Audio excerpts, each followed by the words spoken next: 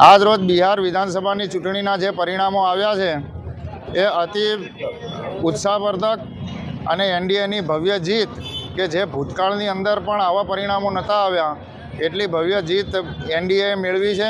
આ જીત એ વિકાસની જીત છે।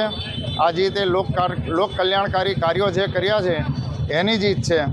અને આના પહેલાં દિલ્હી પણ જીત્યા હતા, હવે આપણે બિહાર જીત્યા છે અને આવનારા દિવસોમાં ગુજરાતમાં પણ પાલિકા અને તાલુકા પંચાયત જિલ્લા પંચાયતની ચૂંટણી છે એમાં આ જ પરિણામો જોવા મળશે। મહાગઠબંધનનો સફાયો થયો કે શું કહેશો? રાત અને દિવસ હૂલ મારનારો રાહુલ ગાંધી એ હવે પ્રજાના જનમાનસમાંથી ભૂસાઈ રહ્યા છે। વોટ ચોર, વોટ ચોરી અને ખોટો અપપ્રચાર કરી અને જનતાને ગુમરાહ કરવાનું કોશિશ કરી હતી, પણ બિહારની જનતા અને ભારતની જનતા મોદી સાહેબ અને એનડીએની સાથે છે અને આ જ પરિણામો ભવિષ્યમાં જોવા મળશે।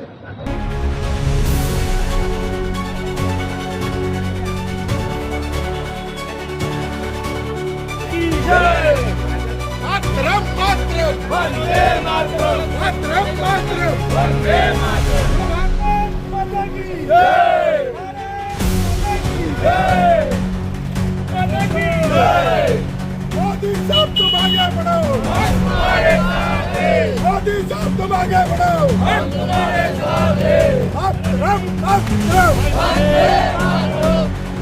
આજે બિહારમાં એનડીએ સરકારની ભવ્ય જીત થઈ છે તે બદલ સમગ્ર બિહારની જનતાને પણ ખૂબ ખૂબ અભિનંદન કે જે રીતે દેશના વડાપ્રધાન આદરણીય નરેન્દ્રભાઈ મોદી સાહેબના વિકાસને મત તેઓએ આપ્યા છે અને ત્યાં કહેવાય છે કે જંગલ રાજને જાકારો આપ્યો છે।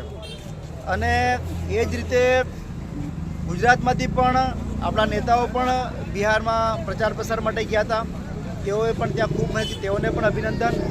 અને ગુજરાતના વિપક્ષો જે રીતે ખોટી વાતો કરે છે એ લોકોએ પણ સમજી જવાની, જાણી જવાની જરૂર છે કે લોકો વિકાસને મત આપે છે, ખોટી વાતોમાં માનતા નથી, ખોટી રીતે ભરમાતા નથી।